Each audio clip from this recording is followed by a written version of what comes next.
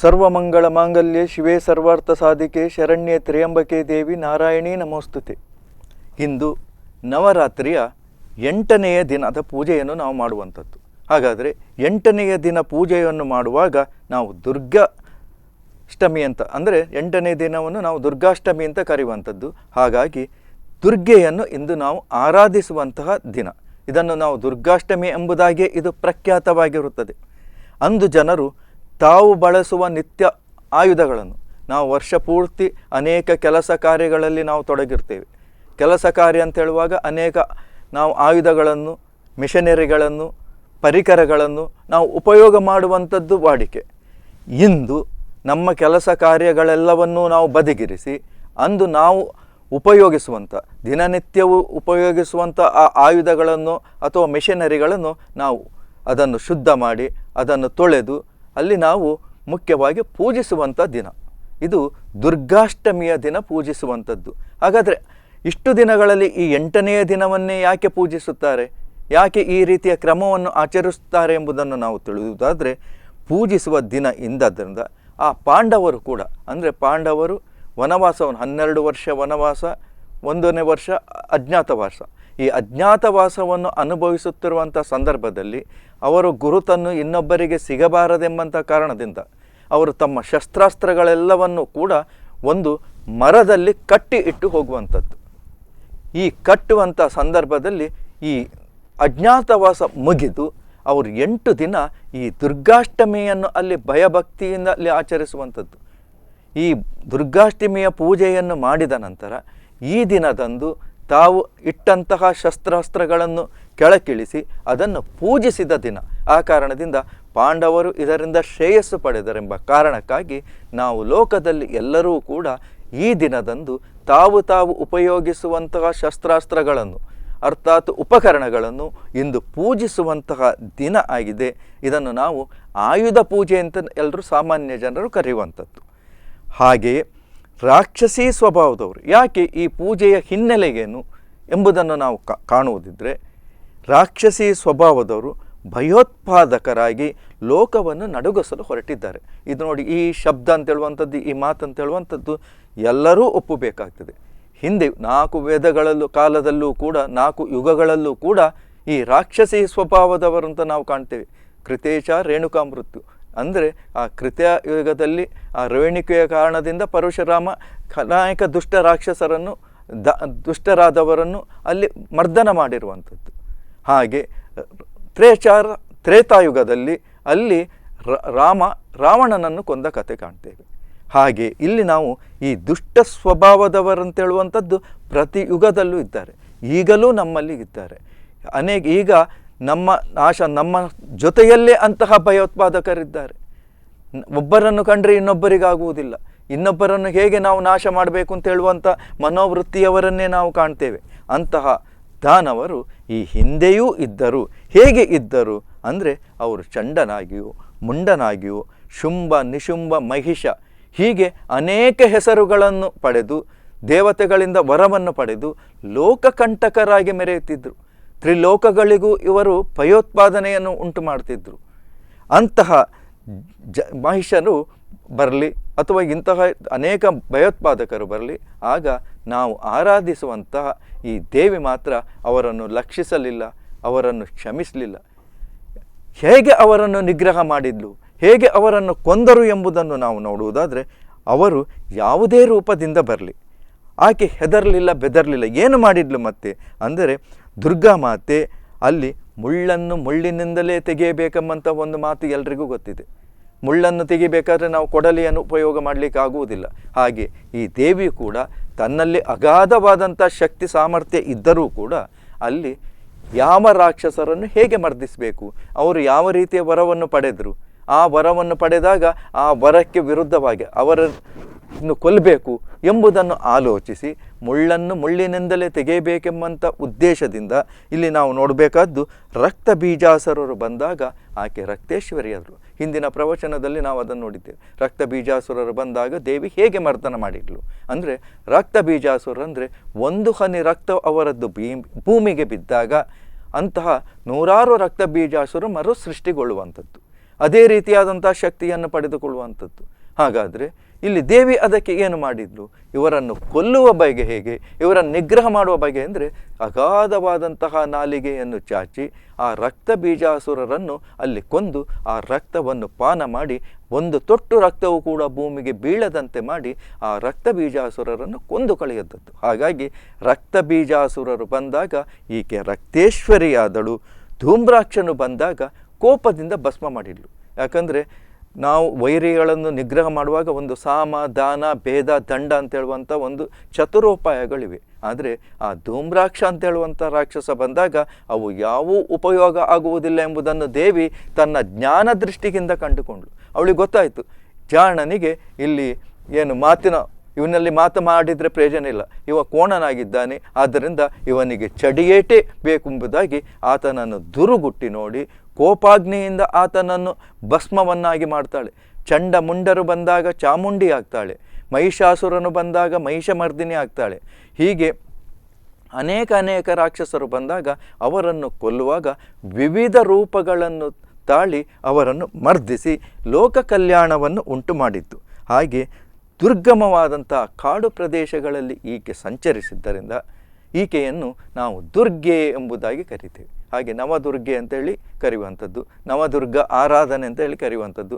ಹಾಗಾದರೆ ಇಲ್ಲಿ ಯಾರಾದರೂ ಈಕೆಯನ್ನು ಯಾಕೆ ದುರ್ಗೆ ಎಂಬುದಾಗಿ ಸಂಬೋಧಿಸುತ್ತಾರೆ ಎಂಬುದನ್ನು ನಾವು ಪ್ರಶ್ನೆಯೇನಾದರೂ ಇದ್ದರೆ, ಈಕೆ ದುರ್ಗಮವಾದಂಥ ಕಾಡು ಮೇಡುಗಳಲ್ಲಿ ಸಂಚರಿಸಿ ಅಥವಾ ಅಲ್ಲಿ ವಾಸವಾಗಿದ್ದು ದುಷ್ಟರನ್ನು ಸಂಹಾರ ಮಾಡಿರುವಂಥದ್ದು.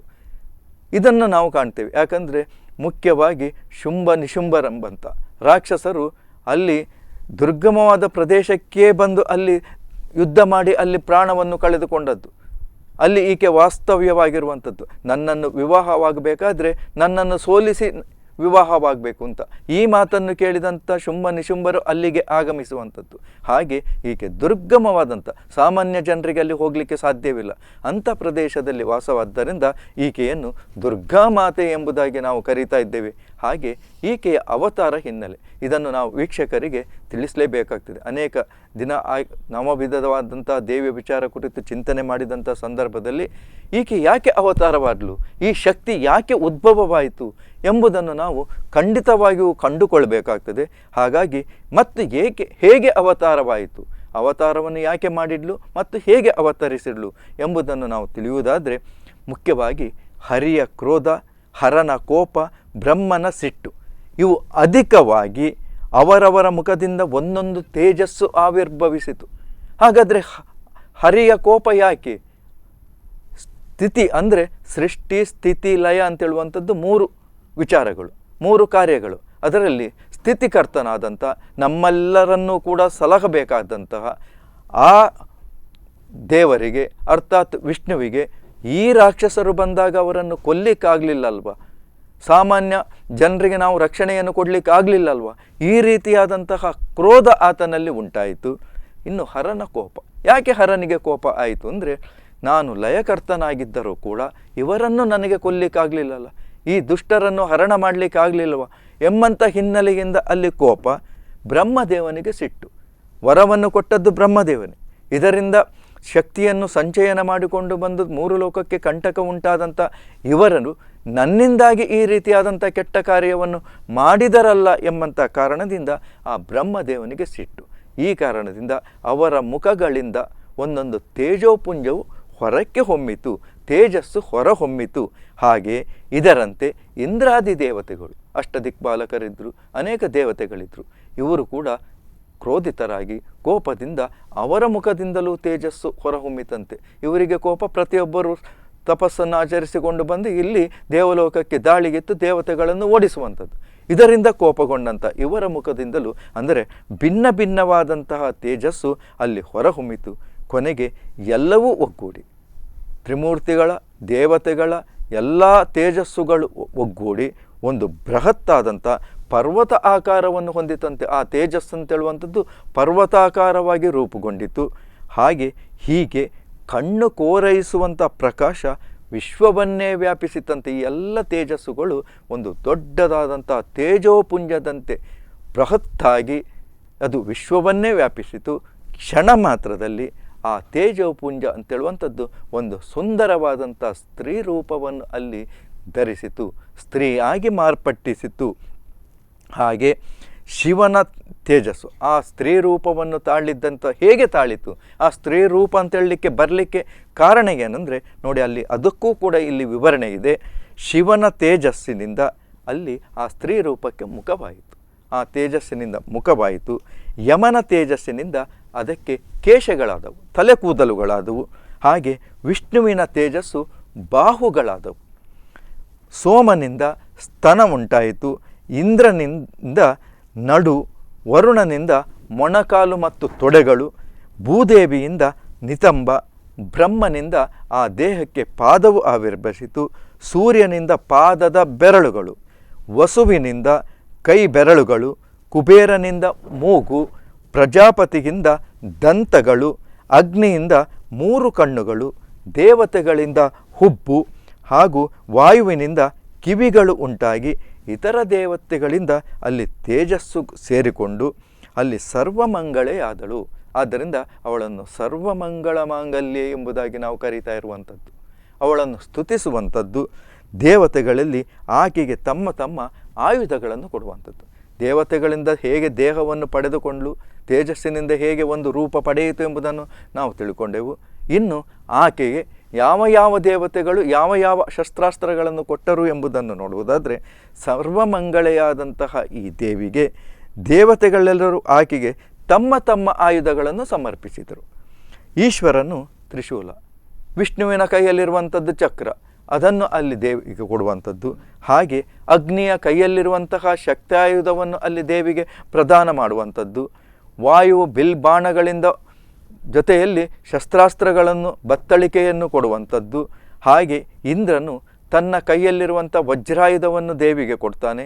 ಯಮನು ದಂಡವನ್ನು ಅಲ್ಲಿ, ಯಮ ಶಿಕ್ಷೆ ದಂಡ ಅಂತ ಹೇಳುವಂಥದ್ದು, ಹಾಗೆ ಯಮನು ಶಿಕ್ಷಿಸುವಂಥ ದಂಡವನ್ನು ಇಲ್ಲಿ ದೇವಿಗೆ ಕೊಡುವಂಥದ್ದು. ಜಲಾಧಿಪತಿಯು ಪಾಶವನ್ನು, ಪ್ರಜಾಪತಿಯು ಅಕ್ಷಯ ಮಾಲೆಯನ್ನು, ಸೂರ್ಯದೇವನು ಪ್ರತಿ ರೋಮ ಕೂಪಗಳಲ್ಲೂ ಕೂಡ ಕಿರಣಗಳನ್ನು ತುಂಬುತ್ತಾನೆ. ಹಾಗೆ ಹಿಮವಂತನು ಒಂದು ದೇವಿಗೆ ವಾಹನ ಅಂತ ಹೇಳುವಂಥದ್ದು ಬೇಕಲ್ಲ, ಅದಕ್ಕಾಗಿ ಸಿಂಹವನ್ನು ದಯಪಾಲಿಸುವುದರ ಜೊತೆ, ಸಿಂಹವನ್ನು ಕೊಡುವುದರ ಜೊತೆಗೆ ಅನೇಕ ಮುತ್ತು ರತ್ನಗಳನ್ನು, ಬೆಲೆ ಬಾಳುವಂಥ ಮಾಣಿಕ್ಯ ಇತ್ಯಾದಿಗಳನ್ನು ಅಲ್ಲಿ ದೇವಿಗೆ ಹಸ್ತಾಂತರವನ್ನು ಮಾಡುವಂಥದ್ದು. ಹೀಗೆ ಇವೆಲ್ಲವನ್ನು ಪಡೆದಂತಹ ದೇವಿಯು ಅಟ್ಟಹಾಸದಿಂದ ಅಲ್ಲಿ ಗರ್ಜಿಸಿದಳು. ಯಾಕಂದರೆ ಅಲ್ಲಿ ಕೋಟಿ ಸೂರ್ಯನಿಗೆ ಸಮಾನವಾದಂಥ ತೇಜಸ್ಸು, ಶಕ್ತಿ ಇವೆಲ್ಲವೂ ಕೂಡ ಆ ದೇವಿಯಲ್ಲಿ ಅಲ್ಲಿ ಒಂದೆಡೆ ಸೇರಿಕೊಂಡಿತು. ಆಗ ಆಕೆ ಅಟ್ಟಹಾಸದಿಂದ ಗರ್ಜಿಸಿಲು. ಆಕೆಯ ಒಂದು ಗರ್ಜನೆ ಅಂತ ಹೇಳುವಂಥದ್ದು ಭರಸಿಡಿಲಿನಂತೆ ಬಹಳ ಭಯಂಕರವಾಗಿ ಕಂಡಿತು. ಆಗ ಆಕೆಯ ಗರ್ಜನೆ ಮತ್ತು ಶಕ್ತಿಗೆ ಅಲ್ಲಿ ಹೇಳ್ತಾರೆ, ಲೋಕವೇ ಅಲ್ಲೋಲ ಕಲ್ಲೋಲವಾಯಿತು, ಅಂತಹ ಶಕ್ತಿ ಸಂಪನ್ನೆಯಾದಳು.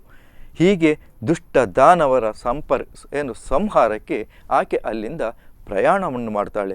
ಆಕೆ ಹೊರಟಳು. ಅಂದರೆ ಹೇಗೆ ದೇವಿಯು ಇಲ್ಲಿ ಸೃಷ್ಟಿಯಾದಳು, ಹೇಗೆ ದೇವತೆಗಳಿಂದ ಆಯುಧವನ್ನು ಪಡೆದುಕೊಂಡು, ಹಾಗೆ ಈಕೆಯ ಸೃಷ್ಟಿಗೆ ಅವತಾರಕ್ಕೆ ಕಾರಣ ದುಷ್ಟ ದಾನವರ ಸಂಹಾರ ಎಂಬುದನ್ನು ನಾವು ಕಂಡ ಹಾಗಾಯಿತು ಅಥವಾ ತಿಳಿದುಕೊಂಡ ಹಾಗಾಯಿತು. ಹೀಗೆ ದುರ್ಗೆಯ ಅವತಾರಣಕ್ಕೆ ಕಾರಣವಾದಂಥ ಸಂದರ್ಭವನ್ನು ಇಲ್ಲಿ ಬಹಳ ಚೆನ್ನಾಗಿ ಹೇಳಿದ್ದಾರೆ. ಅಂತೆಯೇ ದುರ್ಗಾ ಎಂಬ ಪವಿತ್ರವಾದಂತಹ ನಾಮದ ಒಂದೊಂದು ಅಕ್ಷರವೂ ಕೂಡ ವಿಶಾಲವಾದಂಥ ಅರ್ಥ ಪಡೆದಿದೆ. ಹಾಗಾದರೆ ಆಕೆಗೆ ದುರ್ಗೆ ಎಂಬಂಥ ಹೆಸರು ಯಾಕೆ ಇಟ್ಟರು? ಹೆಸರು ಏನು ಬೇಕಾದರೂ ಇಡ್ಬೋದು. ಈಗ ನಾವೆಲ್ಲ ಹೆಸರುಗಳನ್ನು ಇಡುವಾಗ ಬಾಯಿಗೆ ಬಂದಂಥ ಹೆಸರು ಇಡ್ತೇವೆ. ಮುಂಚೆ ಎಲ್ಲ ಹಾಗಲ್ಲ. ಹೆಸರನ್ನಿಡುವಂಥದ್ದು ಅದರಲ್ಲಿ ಏನಾದರೂ ಒಂದು ವಿಶೇಷತೆ ಇರಬೇಕು. ಪುರಾಣ ಕಾಲದಲ್ಲಿ, ಹಿಂದಿನ ಕಾಲದಲ್ಲಿ ಪ್ರತಿಯೊಬ್ಬರ ಹೆಸರು ಕೂಡ ಅನ್ವರ್ಥ ನಾಮವಾಗಿರ್ತದೆ. ನಾವು ಸುಂದರ ಅಂತ ಹೆಸರಿಟ್ಟು ಅವನು ಕುರೂಪಿಯಾಗಿದ್ದರಲ್ಲಿ ಅದಕ್ಕೆ ಬಹಳವಾದಂಥ ವ್ಯತ್ಯಾಸವನ್ನು ಕಾಣಬೇಕಾಗ್ತದೆ. ಹಾಗೆ ಒಬ್ಬ ಧೈರ್ಯಶಾಲಿ ಅಂತ ನಾವು ಹೆಸರು ಕೊಟ್ಟಿದ್ದು ಅವನಿಗೆ ಧೈರ್ಯವೇ ಇಲ್ಲದಿದ್ದರೆ ಅದು ವಿಪರ್ಯಾಸ ಅಂತ ಅನ್ನಿಸ್ತದೆ. ಹಾಗೆ ಇಲ್ಲಿ ದೇವಿಗೆ ಕೂಡ ಇಲ್ಲಿ ದುರ್ಗೆ ಅಂತ ಹೆಸರಿಡಲಿಕ್ಕೆ ಇನ್ನೂ ಒಂದು ಕಾರಣವನ್ನು ನಾವು ಕಾಣುವುದಿದ್ದರೆ ಇಲ್ಲಿ ವಿಶೇಷವಾದ ಅರ್ಥವನ್ನು ಕಾಣ್ಬೋದು. ಅಂದರೆ ದುಃಖ, ದಾರಿದ್ರ್ಯ, ದುರ್ವ್ಯಸನ, ದುರ್ಭಿಕ್ಷೆ ಇವೆಲ್ಲದರ ಪರಿಹಾರಕ್ಕಾಗಿ ಈಕೆಯ ಜನನವಾಗಿರ್ತದೆ. ಹಾಗಾದರೆ ಈ ದುಃಖ ಯಾಕೆ?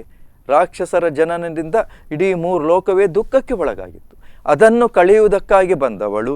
ಹಾಗೆ ಇದರಿಂದ ದಾರಿದ್ರ್ಯ ಜನರಲ್ಲಿ ಆವರಿಸಿತ್ತು. ಹಾಗೆ ದುರ್ವ್ಯಸನ ಅಂತೇಳುವಂಥದ್ದು ರಾಕ್ಷಸರಲ್ಲಿ ಇತ್ತು.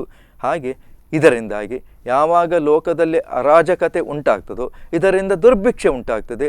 ಈ ಎಲ್ಲವನ್ನು ಕಳೆಯುವುದಕ್ಕಾಗಿ ಅಲ್ಲಿ ಆ ದು ಅಂತೇಳುವಂಥದ್ದು ಅಲ್ಲಿ ವಿಶೇಷವಾದಂಥ ಅರ್ಥವನ್ನು ಕೊಡ್ತದೆ. ಪರಿಹಾರ ಸೂಚಿಸುವ ಮೊದಲ ಅಕ್ಷರವೇ ಅಲ್ಲಿ ದು, ಎರಡನೆಯದು ಅಸಿರಿ ಪ್ರವೃತ್ತಿಯ ನಾಶಪಡಿಸುವುದಾಗಿದೆ. ಇವೆರಡೂ ಸೇರಿ ಅಲ್ಲಿ ದುರ್ಗಾ ಎಂಬಂಥ ಹೆಸರನ್ನು ನಾವು ಅಲ್ಲಿ ಆ ದೇವಿ ಪಡ್ಕೊಂಡಿದ್ದಾಳೆ. ಹಾಗೆ ಇದರ ಆಚರಣೆಯ ಸಂದರ್ಭ ಅಂದರೆ ಈ ದೇವಿಯನ್ನು ನಾವು ಪೂಜಿಸುವ ಆಚರಿಸುವಂಥ ಸಂದರ್ಭ ಅಂದರೆ ಮಹಾಭಾರತದಲ್ಲಿ ಪಾಂಡವರು, ನಾನು ಆಗಲೇ ಹೇಳಿದಾಗೆ ದುರ್ಗಾಷ್ಟಮಿಯ ದಿನ ಅವರ ಆಯುಧಗಳನ್ನು ತೆಗೆದು ಅದನ್ನು ಪೂಜಿಸಿ ಮತ್ತೆ ಪುನಃ ಅಲ್ಲಿ ತಮ್ಮ ರಾಜ್ಯವನ್ನು ಪಡೆದುಕೊಳ್ಳಿಕ್ಕೆ ಅವರಿಗೆ ಸಾಧ್ಯ ಆಯಿತು. ಇದು ಮುಖ್ಯವಾದಂಥದ್ದು. ಇನ್ನು ದ್ವಾಪರ ಯುಗದಲ್ಲಿ ಗೋಪಾಲಕರು ತಮಗೆ ಬಂದಂಥ ಕಷ್ಟಗಳನ್ನೆಲ್ಲ ಕಳೆದುಕೊಳ್ಳುವುದಕ್ಕಾಗಿ, ಕಷ್ಟಗಳಿಂದ ಪಾರಾಗುವುದಕ್ಕಾಗಿ ಈ ದುರ್ಗಾ ಮಾತೆಯನ್ನು 8-9 ದಿನಗಳ ಕಾಲ ಪೂಜಿಸಿ ಅಲ್ಲಿ ಅವರು ಕೃತಾರ್ಥರಾದರು. ವಿಶೇಷವಾದಂತಹ ಅಲ್ಲಿ ಅವರು ಪ್ರಯೋಜನವನ್ನು ಪಡೆದುಕೊಳ್ಳಿಕ್ಕೆ ಸಾಧ್ಯ ಉಂಟು. ಇನ್ನೂ ಒಂದು ಮುಖ್ಯ ವಿಚಾರ ಅಂದರೆ ಇಲ್ಲಿ ರುಕ್ಮಿಣಿಯು, ಈ ರುಕ್ಮಿಣಿಗೆ ಶ್ರೀಕೃಷ್ಣ ಪರಮಾತ್ಮನನ್ನು ವಿವಾಹವಾಗಬೇಕು ಅಂತ ಬಹಳ ಮನಸ್ಸಿನಲ್ಲಿ ಆಸೆಯೇ ಇತ್ತು. ಆದರೆ ಆಕೆಯ ಅಣ್ಣ ಮಾತ್ರ ಆಕೆಯನ್ನು ಇನ್ನೊಬ್ಬನಿಗೆ ಗೊತ್ತು ಮಾಡಿ ಮದುವೆಯನ್ನು ಮಾಡಬೇಕು ಅಂತ ಅಲ್ಲಿ ನಿರ್ಧಾರ ಮಾಡಿದ ಕತೆ ಸಾಮಾನ್ಯವಾಗಿ ಎಲ್ಲರಿಗೂ ಗೊತ್ತಿರುವಂಥದ್ದೇ. ಆಗ ಈಕೆಗೇನು ಮಾಡಿಡ್ಲು, ತನ್ನ ಮನಸ್ಸಿನ ಇಷ್ಟಾರ್ಥ ಈಡೇರಬೇಕು, ಬಂದಂಥ ಕಷ್ಟವನ್ನು ಕಳೆದುಕೊಳ್ಬೇಕು, ಶ್ರೀಕೃಷ್ಣನನ್ನು ವಿವಾಹವಾಗಬೇಕು. ಅದಕ್ಕಾಗಿ ಏನು ಮಾಡಬೇಕು ಅಂದರೆ ಈಕೆ ದುರ್ಗಾಲಯವನ್ನು ಪ್ರವೇಶಿಸಿ ದುರ್ಗಾಮಾತೆಯನ್ನು ಆ 9 ದಿನಗಳ ಕಾಲ ಅಲ್ಲಿ ಆಕೆಯನ್ನು ಆರಾಧಿಸಿದಂಥ ಕಾರಣದಿಂದ ಆ ಬಂದಂತಹ ಒಂದು ಪುಣ್ಯದಿಂದ ಅಥವಾ ದುರ್ಗೆಯ ಕಾರಣದಿಂದ ಆಕೆ ಶ್ರೀಕೃಷ್ಣನನ್ನು ವಿವಾಹವಾಗಲಿಕ್ಕೆ ಅಲ್ಲಿ ಸಾಧ್ಯವಾಯಿತು. ಹಾಗೆ ಶರಣಾಗತ ದೀನಾರ್ಥ ಪರಿತ್ರಾಯಣ ಪಾರಾಯಣಿ ಅಂತೇಳಿ ಈ ದುರ್ಗೆಯನ್ನು ನಾವು ಕರಿತೇವೆ. ಹಾಗೆ ಈ ಯುಗದಲ್ಲಿ ದುರ್ಗೆಯ ಆರಾಧನೆ ಸರ್ವದುರ್ಗ ಅರ್ಥಿ ಪರಿಹಾರ ಎಂಬುದು ಎಲ್ಲರೂ ತಿಳಿದಿದ್ದಾರೆ. ಅದು ನಂಬಿಕೆಯೂ ಕೂಡ ಆಗಿದೆ. ಹಾಗಾಗಿ ದುರ್ಗೆಯ ಪೂಜೆಯಲ್ಲಿ ಸುಗಂಧಭರಿತ ಶ್ವೇತ ಪುಷ್ಪಗಳಿಗೆ ಹೆಚ್ಚಿನದಾದಂಥ ಆದ್ಯತೆಯನ್ನು ಜನರು ಕೊಡ್ತಾರೆ. ಸುಗಂಧಭರಿತವಾದಂಥ ಪುಷ್ಪ, ಯಾಕಂದರೆ ಆಕೆ ದುರ್ಗಮವಾದಂಥ ಪರ್ವತಗಳ ಶ್ರೇಣಿಯಲ್ಲಿ ಆಕೆ ತಿರುಗಾಡುತ್ತಿದ್ದರಿಂದ, ಅಲ್ಲಿ ವಾಸವಾದ್ದರಿಂದ ಅಂತಹ ಒಂದು ಹೂವು ಆಕೆಗೆ ವಿಶೇಷವಾಗಿ ಪ್ರಿಯವೆನಿಸುತ್ತದೆ. ಸಾಮಾನ್ಯವಾಗಿ ಚಿಕ್ಕ ಪುಟ್ಟ ಪರಿಹರಿಸಲಾಗದಂತಹ ಕಾರ್ಯಗಳು ಬಂದಾಗ ನಮಗೆ ಅನೇಕ ಕೆಲವೊಮ್ಮೆ ಜ್ಯೋತಿಷ್ಯರಲ್ಲಿ ಹೋದರೂ ಗೊತ್ತಾಗುವುದಿಲ್ಲ, ಅಥವಾ ನಾವು ವೈದ್ಯರಲ್ಲಿ ಹೋದರೂ ಗೊತ್ತಾಗುವುದಿಲ್ಲ. ಕೆಲವು ಸಮಸ್ಯೆಗಳಿಗೆ ಮನುಷ್ಯ ಸಿಕ್ಕಿ ಬೀಳ್ತಾನೆ. ಅಂತಹ ಸಂದರ್ಭದಲ್ಲಿ ಈ ದುರ್ಗಾ ನಮಸ್ಕಾರ ಪೂಜೆ, ದುರ್ಗಾ ಹೋಮ ಇತ್ಯಾದಿಗಳನ್ನು ಮಾಡುವುದರಿಂದ ಆ ಕಷ್ಟವನ್ನು ಪರಿಹರಿಸಲೇ ಆಗದಂತಹ ಕೆಲವು ಸಮಸ್ಯೆಗಳನ್ನು ಈ ದುರ್ಗಾ ಮಾತೆಯ ಪೂಜೆಯನ್ನು ಆಚರಿಸುವುದರಿಂದ ನಾವು ಪರಿಹಾರವಾಗಿ ಅದನ್ನು ಪಡ್ಕೊಳ್ಳಿಕ್ಕೆ ಸಾಧ್ಯ ಉಂಟು. ಹೀಗೆ ಅನಿರೀಕ್ಷಿತವಾದಂತಹ ಸಹಾಯಗಳು ಈ ದುರ್ಗಾ ಪೂಜೆಯಿಂದ ನಮಗೆ ಲಭಿಸ್ತದೆ. ನಮಗೆ ಗೊತ್ತೇ ಇರುವುದಿಲ್ಲ, ಯಾವುದೋ ಒಂದು ಕಷ್ಟದಲ್ಲಿ ತೊಡಗಿರ್ತೇವೆ. ಅಂಥ ಸಂದರ್ಭದಲ್ಲಿ ಈ ದುರ್ಗೆಯ ಪೂಜೆ ಆದಾಗ ಕೆಲವರಿಗೆ ವಿವಾಹ ಅಂತೇಳುವಂಥದ್ದು ಬಹಳ ಕಷ್ಟ ಆಗ್ತದೆ. ಅವರು ಎಷ್ಟೇ ಪ್ರಯತ್ನ ಮಾಡಿದಾಗ ಆಗುವುದಿಲ್ಲ. ಆಗ ಈ ದುರ್ಗಾ ಪೂಜೆಯನ್ನು, ದುರ್ಗೆಗೆ ಏನಾದರೂ ಕಿಂಚಿತ್ತೊಂದು ಕುಂಕುಮಾರ್ಚನೆ ಇತ್ಯಾದಿಗಳನ್ನು ಮಾಡಿಸಿದಾಗ ಅವರ ಮನಸ್ಸಿನಲ್ಲಿದ್ದಂಥ ಆ ಇಷ್ಟಾರ್ಥವು ಈಕೆ ಖಂಡಿತವಾಗಿಯೂ ಅಲ್ಲಿ ನೆರವೇರಿಸಿಕೊಡುವಂಥದ್ದು ನಾವು ಕಾಣುತ್ತಿದ್ದೇವೆ. ಹಾಗೆ ದುರ್ಗಾದೇವಿಯನ್ನು ಪೂಜಿಸುವುದರಿಂದ, ಸ್ತುತಿಸುವುದರಿಂದ ಶತ್ರುಗಳ ವಿರುದ್ಧ ಜಯವನ್ನು ಸಾಧಿಸಬಹುದು. ಶತ್ರುಗಳನ್ನು ನಾವು ಜಯವನ್ನು ಸಾಧಿಸಲಿಕ್ಕೆ ಸಾಧ್ಯ. ಹಾಗಾದರೆ ಹೇಗೆ ಸಾಧಿಸ್ಬೋದು, ನೀವು ಹೇಗೆ ಹೇಳ್ತೀರಿ ಅದನ್ನಂದರೆ, ಮಹಾಭಾರತದ ಯುದ್ಧದಲ್ಲಿ ಕುರುಕ್ಷೇತ್ರ ಯುದ್ಧ ಅಂತ ಹೇಳುವಂಥದ್ದು ಬಹಳ ಪ್ರಸಿದ್ಧ. ಅರ್ಜುನ ಬಹಳ ಉತ್ಸಾಹದಿಂದ ಕೃಷ್ಣನಲ್ಲಿ ಹೇಳ್ತಾನೆ, ನನ್ನ ಶತ್ರುಗಳ ಮುಂದೆ ನೀನು ನನ್ನ ರಥವನ್ನು ಕೊಂಡು ಹೋಗಿ ಮುಂದೆ ನಿಲ್ಲಿಸು ಅಂತ. ಶ್ರೀಕೃಷ್ಣ ಪರಮಾತ್ಮ ಸಾರಥಿಯಾದ್ದರಿಂದ ಅದನ್ನೇ ಮಾಡ್ತಾನೆ. 11 ಅಕ್ಷೋಹಿಣಿ ಸೇನೆಯ ಮುಂದೆ ಅರ್ಜುನನ ಆ ರಥವನ್ನು ಕೊಂಡು ಹೋಗಿ ನಿಲ್ಲಿಸಿದಂತಹ ಸಂದರ್ಭದಲ್ಲಿ ಆಗ ಅಲ್ಲಿ ಕೃಷ್ಣನೇ ಅರ್ಜುನನಿಗೆ ಸೂಚನೆ ಮಾಡ್ತಾನೆ, ನಿನ್ನಲ್ಲಿ ಎಷ್ಟೇ ಶಕ್ತಿ ಇರಲಿ, ಪ್ರಬಲವಾದಂಥ ಶಸ್ತ್ರಾಸ್ತ್ರಗಳಿರಲಿ, ಆದರೆ ನಿನಗೆ ಈ ಸೈನ್ಯವನ್ನು ಗೆಲ್ಲಬೇಕಾದ್ರೆ, ಯಾಕಂದರೆ ಎದುರಿಗೆ ಇರುವಂಥವರು ಇಚ್ಛಾಮರಣಿಗಳಾದಂತಹ ಭೀಷ್ಮಾಚಾರ್ಯರು, ಶ್ರೇಷ್ಠವಾದಂತಹ ಗುರುಗಳಾದಂತಹ ದ್ರೋಣಾಚಾರ್ಯರು, ಕೃಪಾಚಾರ್ಯರು, ಹಾಗೆ ಕರ್ಣ ಮುಂತಾದಂಥ ಅತಿರಥ ಮಹಾರಥರ ಮುಂದೆ ನಿನ್ನ ಆಟ ನಡೀಲಿಕ್ಕಿಲ್ಲ. ಹಾಗಾದರೆ ನೀನು ಗೆಲ್ಲಬೇಕು. ಹೇಗೆ ಗೆಲ್ಲಬೇಕು ಅಂದರೆ, ನೀನು ದುರ್ಗಾ ಮಾತೆಯನ್ನು ನಾನು ಆರಾಧಿಸಬೇಕು. ನೀನು ಇಲ್ಲೇ ಕುರುಕ್ಷೇತ್ರದಲ್ಲಿ ಯುದ್ಧ ರಂಗದಲ್ಲಿ ಈ ದೇವಿಯನ್ನು ನೀನು ಪ್ರಾರ್ಥನೆ ಮಾಡಬೇಕು. ಆಕೆಯನ್ನು ಈಗಲೇ ನೀನು ಒಲಿಸಿಕೊಳ್ಬೇಕು. ನಿನ್ನ ಆ ಭಕ್ತಿಪೂರಿತವಾದಂತಹ ನಿವೇದನೆಯಿಂದ ಆ ದುರ್ಗಾಮಾತೆ ನಿನಗೆ ವಿಜಯವಾಗಲಿ ಎಂಬುದಾಗಿ ಹರಸಿದಾಗ ನಿನಗೆ ಇಲ್ಲಿ ಯುದ್ಧದಲ್ಲಿ ಜಯವಾಗಲಿಕ್ಕೆ ಸಾಧ್ಯತೆ ಇದೆ ಎಂಬಂಥ ಸೂಚನೆಯನ್ನು ಅಲ್ಲಿ ಕೃಷ್ಣ ಅಲ್ಲಿ ಅರ್ಜುನನಿಗೆ ನೀಡಲು ಈತ ರಥದಿಂದ ಕೆಳಕ್ಕೆ ಶಸ್ತ್ರಾಸ್ತ್ರಗಳನ್ನೆಲ್ಲ ಕೆಳಕಿರಿಸಿ ಅನನ್ಯ ಭಕ್ತಿಯಿಂದ ಅಲ್ಲಿ ದುರ್ಗಾಮಾತೆಯನ್ನು ಪೂಜೆ ಮಾಡಿ ಅಲ್ಲಿ ಯುದ್ಧದಲ್ಲಿ ಜಯ ಗಳಿಸಲಿಕ್ಕೆ ಇದು ಸಾಧ್ಯ ಆಯಿತು. ಇದು ಬಹಳ ಅತ್ಯುತ್ತಮವಾದಂತಹ ಒಂದು ಉದಾಹರಣೆ ಆಗ್ತದೆ. ಹಾಗೆ ಆಕೆಯ ಸ್ತೋತ್ರಗಳನ್ನು ಕೇಳಲು ತಿಳಿಸಿ ಯುದ್ಧದಲ್ಲಿ ಆತ ಜಯಶಾಲಿಯಾಗುವಂತೆ ಶ್ರೀಕೃಷ್ಣ ಪರಮಾತ್ಮ ಮಾಡಿದ. ಇದು ಬಹಳ ವಿಶೇಷವಾದಂಥ ಸ್ತೋತ್ರ. ಇದು ಪ್ರತ್ಯೇಕವಾಗಿದೆ. ಮಹಾಭಾರತದಲ್ಲಿ ಆ ಎಲ್ಲ ಶ್ಲೋಕಗಳು ಕೂಡ ನಮಗೆ ಸಿಗ್ತವೆ. ಹೀಗೆ ಅರ್ಜುನನು ಹೇಳಿದಂತಹ ಈ ಶ್ಲೋಕವನ್ನು ಅಥವಾ ಪ್ರಾರ್ಥನೆಯನ್ನು ಯಾರು ದಿನನಿತ್ಯವೂ ಅದನ್ನು ಮನುಷ್ಯರು ಮಾಡ್ತಾರೋ ಅದರಿಂದ ವಿಶೇಷವಾದಂಥ ಪ್ರಯೋಜನವನ್ನು ಪಡೆದುಕೊಳ್ಬೋದು. ಅದರಲ್ಲಿ ಒಂದೆರಡನ್ನು ನಾವು ಉಲ್ಲೇಖಿಸುವುದಾದರೆ, ಯಾರು ಪ್ರಾತಃ ಕಾಲದಲ್ಲಿ ಎದ್ದು ಯಾರು ದುರ್ಗಾ ಸ್ತೋತ್ರವನ್ನು ಮಾಡುತ್ತಾರೋ ಅವರಿಗೆ ಯಕ್ಷ ರಾಕ್ಷಸ ಪಿಶಾಚಾದಿಯಿಂದ ಯಾವಾಗಲೂ ಭಯವೂ ಇರುವುದಿಲ್ಲ. ನೋಡಿ, ಇವರು ಯಕ್ಷರಾಗಲಿ ರಾಕ್ಷಸ ಪಿಶಾಚಾದಿ ನಮಗೆ ಕಣ್ಣಿಗೆ ಕಾಣುವುದಿಲ್ಲ.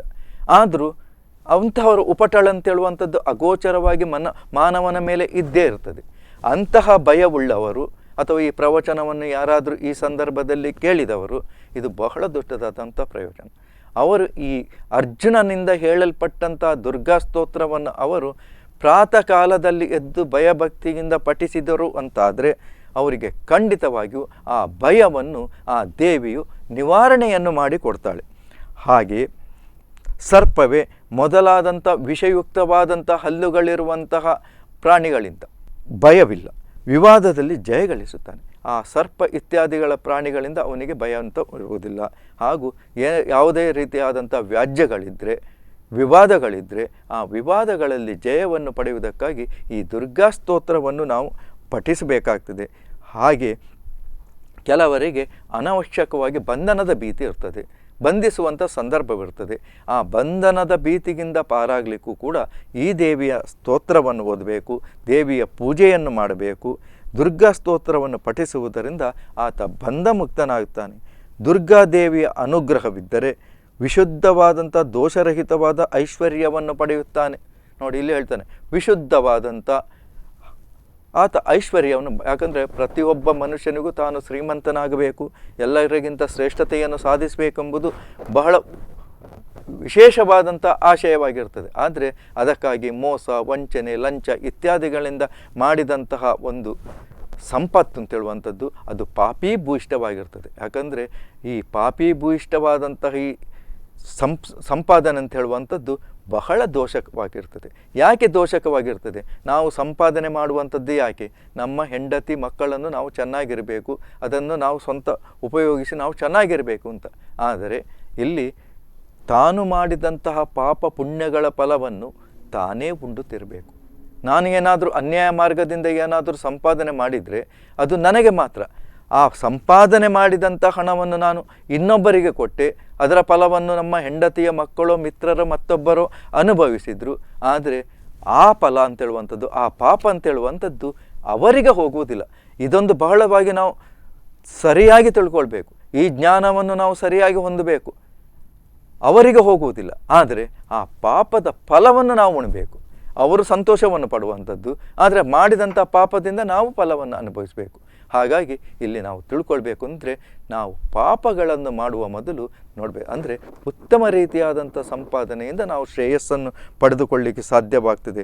ಹಾಗೆ ಆರೋಗ್ಯ ಸಂಪತ್ತುಗಳು ಪಡೆಯುವುದರಿಂದ ನಾವು 100 ವರ್ಷಗಳ ಕಾಲ ಚೆನ್ನಾಗಿ ನಾವು ಬದುಕಲಿಕ್ಕೆ ಸಾಧ್ಯ ಉಂಟು. ಹಾಗೆ ಯಥೋ ಧರ್ಮಸ್ಥ್ಯಸ್ತಥಾ ದುರ್ಗೆ ಯಥಾ ದುರ್ಗೆ ಸ್ತಥೋ ಜಯ. ಅಂದರೆ ನ್ಯಾಯೋಚಿತವಾದಂಥ ವ್ಯವಹಾರ, ತೇಜಸ್ಸು, ಕಾಂತಿ, ಲಜ್ಜೆ, ಸಂಪತ್ತು, ಒಳ್ಳೆಯ ಬುದ್ಧಿ ಮತ್ತು ಧರ್ಮ ಇವು ಎಲ್ಲವೂ ಎಲ್ಲಿ ಇರುತ್ತದೋ ಅಂದರೆ ನ್ಯಾಯಯುತವಾದ್ದು ಒಳ್ಳೆಯತನ ಮನುಷ್ಯನಲ್ಲಿ ಎಲ್ಲಿ ಇರ್ತದೋ ಅಲ್ಲಿ ದುರ್ಗೆಯ ಸಾನ್ನಿಧ್ಯ ಇರ್ತದೆ. ನಾವು ಮತ್ತೊಂದು ಕಡೆ ದುರ್ಗೆಯನ್ನು ಹುಡುಕ್ಲಿಕ್ಕೆ ಹೋಗಬೇಕಾದ್ರೆ ನಮ್ಮ ಒಳ್ಳೆತನ ಇದ್ದಲ್ಲೇ ದುರ್ಗೆಯು ಇರುತ್ತಾಳೆ. ಹಾಗೆ ಯಾವ ಪಕ್ಷದಲ್ಲಿ ದುರ್ಗೆಯು ಇರುತ್ತಾಳೆ, ಒಳ್ಳೆಯವರ ಪಕ್ಷದಲ್ಲಿ ದುರ್ಗೆ ಇರ್ತಾಳೆ. ಹಾಗೆ ಯಾವ ಪಕ್ಷದಲ್ಲಿ ದುರ್ಗೆ ಇರ್ತಾಳೋ ಆ ಪಕ್ಷಕ್ಕೆ ಜಯ ಅಂತೇಳುವಂಥದ್ದು ನಾವು ಕಾಣ್ತೇವೆ. ಯಾಕಂದರೆ ಅನೇಕ ರಾಕ್ಷಸರು ಬಂದರೂ ಕೂಡ ದೇವತೆಗಳ ವಿರುದ್ಧವಾಗಿ ರಾಕ್ಷಸರು ಇದ್ದರೂ ಕೂಡ ದೇವಿಯು ದೇವತೆಗಳ ಪರವಾಗಿ ಇದ್ದದ್ದರಿಂದ ಅಲ್ಲಿ ದೇವತೆಗಳಿಗೆ ಜಯ ಉಂಟಾಗಿ ಅಲ್ಲಿ ಕಲ್ಯಾಣ ಆಯಿತು. ಹಾಗೆ ದೇವಿಯು ಇದ್ದಲ್ಲಿ ಸಂಪತ್ತು ಇದೆ. ಹಾಗೆ ಎಲ್ಲಿ ಧರ್ಮವಿದೆಯೋ ಅಲ್ಲಿ ದುರ್ಗಾಮಾತೆ ಇರುತ್ತಾಳೆ. ಧರ್ಮ ಅಂತೇಳುವಂಥದ್ದು ಮನುಷ್ಯನಲ್ಲಿ ಬೇಕು, ಅಲ್ಲಿ ದುರ್ಗಾಮಾತೆ ಇರುತ್ತಾಳೆ. ಆಕೆ ಇರುವ ಪಕ್ಷಕ್ಕೆ ಅಲ್ಲಿ ವಿಜಯವು ಪ್ರಾಪ್ತಿಯಾಗ್ತದೆ. ಈ ಸತ್ಯವನ್ನು ಅರಿತು ದೇವಿಗೆ ಶರಣಾಗತರಾದಾಗ ಆಕೆ ನಮ್ಮನ್ನು ಸದಾ ಕಾಪಾಡ್ತಾಳೆ, ನಮ್ಮ ಆಶಯವನ್ನು ಅಲ್ಲಿ ಈಡೇರಿಸ್ತಾಳೆ. ದುರ್ಗೆಯನ್ನು ಆರಾಧಿಸುವುದೆಂದರೆ ಅದು ಭಕ್ತಿ ಯೋಗ.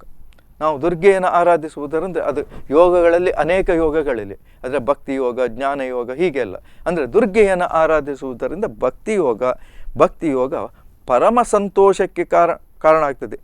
ಅದು ಇದ್ದರೆ ಬದುಕಿಗೆ ಚೇತನ ಉತ್ಸಾಹ. ಯಾರು ಭಗವಂತನನ್ನು ಕುರಿತು ದಿನನಿತ್ಯವೂ ಪ್ರಾರ್ಥನೆ ಮಾಡ್ತಾರೋ ಅವರಲ್ಲಿ ಏನೋ ಗೊತ್ತಿಲ್ಲದಂತೆ ಒಂದು ವಿಶೇಷವಾದಂಥ ಸಂತೋಷ.